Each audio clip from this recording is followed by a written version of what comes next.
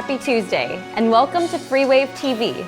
I'm Paige Friedman, bringing you the latest in maritime news from around the world. Today in maritime news, Russia warns Lithuania of consequences as country bans transported goods. The Port of Rotterdam sees backlog of empty containers. Chinese ports record increase in container volumes compared to last year. A new port set to be built in Sudan. A United States study finds potential new trade routes in the Arctic. An unfinished cruise ship to be sold for scrap. Swan Hellenic bids on its own ship from Helsinki shipyards. A shipping company announced it will use a low-emission fuel. An electric ferry sets a new world record.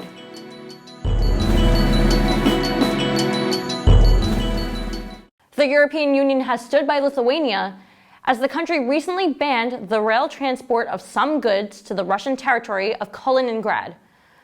Russia warned Lithuania of serious consequences, while Lithuania said it was just following the European Union sanctions imposed on Russia.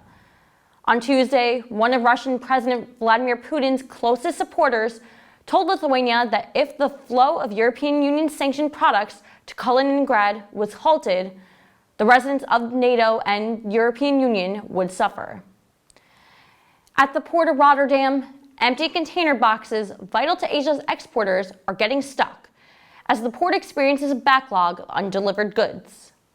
As a result, shipping companies have been prioritizing shipments of filled boxes. The port has seen a large amount of goods in empty boxes, and at the same time, carriers have limited the number of vessel trips from the continent to China following the COVID lockdowns in Shanghai in March.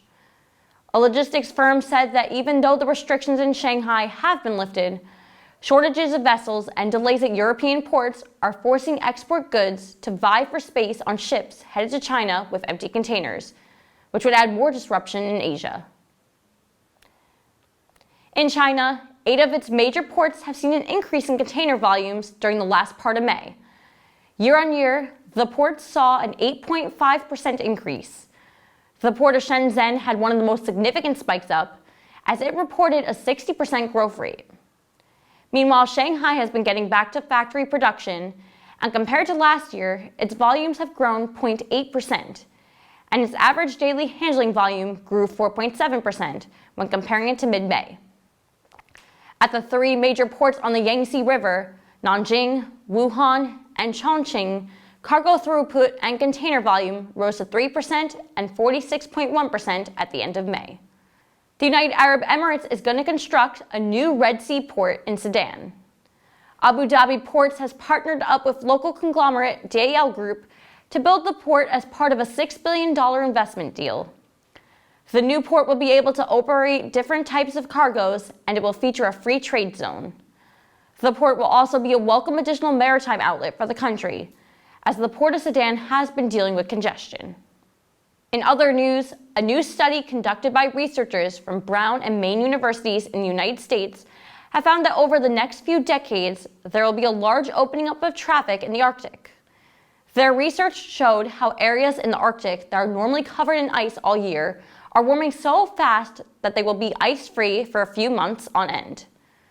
The study also projected that by 2065, there could be new trade routes in the region, as it'll be easier to navigate, and they would also give vessels alternative options to using the Northern Sea route currently controlled by Russia.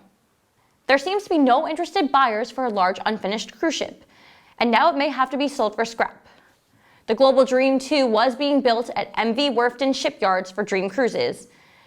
In January, its parent company Genting Hong Kong filed for bankruptcy, and work on the cruise ship stopped. According to On Board, attempts are being made to sell some of the ship's fixtures and engines, and its half-completed keel will be sold for scrap. Meanwhile, its sister ship, the Global Dream, is also unfinished. In other cruise news, the sanctions against Russia have forced the recently relaunched expedition cruise line Swan Hellenic to bid for its newest ship. Bids for the SH Vega are due by June 24th, and Helsinki shipyards listed the cruise being sold as is. Swan Hellenic has been working to restart its cruise brand, and the company got caught in April by the sanctions imposed by Europe and the United States. As a result, Swan Hellenic can't send money to a sanctioned company, so it had to submit a bid for the expedition cruise ship. The SH Vega was expected to enter service on July 20th. ESL Shipping is going to be the world's first shipping company to use new low-emission Nest Marine 0.1 co-processed marine fuel in its vessels in Finland and Sweden. According to the fuel's developer, the certified marine fuel allows up to 80% reduced greenhouse gas emissions over the life cycle compared to fossil fuels. In using the fuel, ESL Shipping looks to lead the way in reducing greenhouse gas emissions in the maritime industry. A new world record has been set, and by a fully electric ferry. The ferry Ellen set a distance record for the longest voyage on a single battery charge. The ferry made the trip to the 7th Annual Global Conference on Energy Efficiency in Denmark. In the one battery charge, the ferry traveled 50 nautical miles. And now, here's the news making headlines around the world.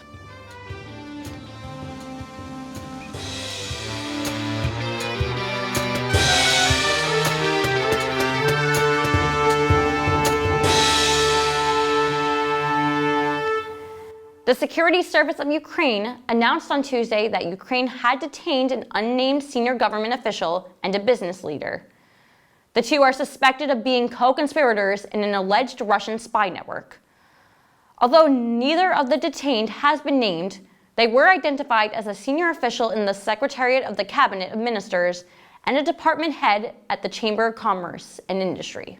Every week, a group of Russian, Ukrainian, and Belarusian expatriates opposed to Russia's invasion of Ukraine meet with local Serbians in a Belgrade cafe to discuss the war and plan protest rallies. The unusual allies all flew to Serbia due to its open borders with Russia, allowing thousands of Russians to flee sanctions or conscription. Ukrainians have escaped there to avoid the ongoing conflict and war crimes continuing throughout their homeland. Ministers and diplomats agreed today that Ukraine will become an official candidate for European Union membership on Thursday. After several days of internal European Union discussions, no opposition among the 27 member states has surfaced. The European Union leaders are expected to sign off on last week's recommendation by the European Commission. Dmitry Muratov, a Russian journalist who won the Nobel Peace Prize and founder of an independent newspaper shut down by the Kremlin, said he wanted to give Ukrainian child refugees a chance for a future. Muratov put his medal up for auction on Monday, World Refugee Day, and received a record $103.5 million. The full earnings from the auction are being directly donated to UNICEF's humanitarian response for Ukraine's displaced children. Today in Bangladesh and northeast India, as authorities struggle to reach more than 9.5 million people stranded with little food and drinking water after days of intense rain, floodwaters killed at least 69 people over the past 2 weeks. This year, the Asian Pacific has faced its hardest monsoons in more than a century. Today, Britain is facing its biggest rail strike in 30 years. As passengers face further chaos as both the unions and government vowed to stick to their guns in a row over pay, more than 40,000 rail staff are due to strike today, Thursday, and Saturday. The London Underground Metro was also mostly closed due to a separate strike. New U.S. laws prohibiting the entry of products from China's Xinjiang province have taken effect. U.S. officials have accused Xinjiang over the past few months of humanitarian injustices towards the Uyghur community, who are predominantly Muslim, claiming that the minority group was detained and forced to work. The rules being put into place requires firms to prove imports from the region are not produced using forced labor. In other news, Beijing has reported 5 new local COVID-19 cases today as of 3 p.m. During a briefing, Lu Xiaofeng, the deputy director at Beijing Center for Disease Prevention and Control, told news agencies that out of the 5 cases, 3 were already isolated for medical observation before confirmation of their infection, and 2 were found during community screening. On the brighter side, South Korea's second test launch of its domestically produced Nuri rocket successfully placed several satellites in orbit today. After the initial test failed earlier this year, the success marks a major step forward in South Korea's efforts to jumpstart its space program. It seems as though fresh elections in Israel are on the horizon, as the Israeli government announced its collapse after weeks of speculation. Israeli Prime Minister Naftali Bennett announced the government would submit a bill to dissolve the Knesset next week, thereby ending Israel's 36th government if it passes. Bennett's coalition partner, the current Foreign Minister Yair Lapid, will assume the role of acting prime minister for a minimum of 90 days. Hong Kong's iconic jumbo floating restaurant capsized in the South China Sea less than a week after being towed away from the city. According to the restaurant's owner, it encountered adverse conditions as it passed the Seychelles Islands, also known as the Paracel Islands. No one was injured, but efforts to save the vessel failed, and it capsized. Martha Karua, the running mate of Kenyan presidential candidate Raila Odinga, said that upon his winning in August, the government would come down hard on corruption. She was dismissed by Odinga after he sexistly referred to her as the Iron Lady. The 64-year-old former justice minister said, "Strong leadership in women is seen as an exception and not the norm because I haven't heard of an Iron Man." We're now going to take it over to Jean-Louis, who's going to share what's going on in the sports world.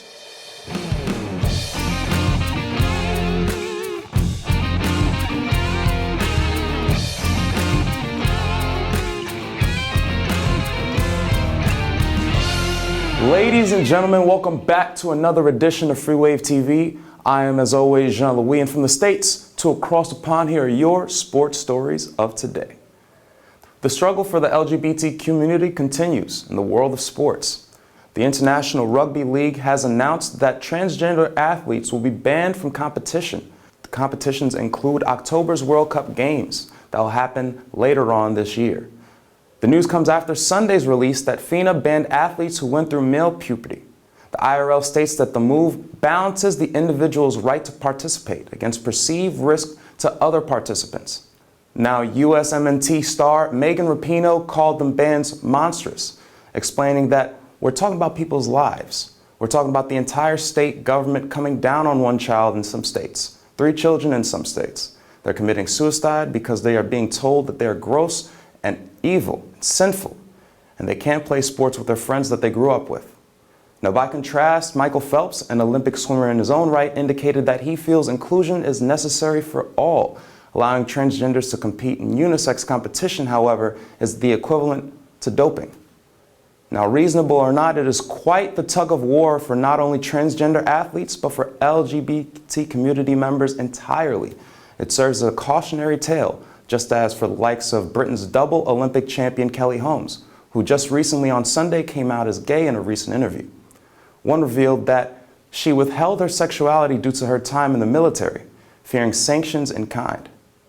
The world of FIFA has also some things to tend to. As an effort to function amid the Ukrainian conflict, the league has moved its governing body to protect its players, affiliated with Ukrainian's Football Federation.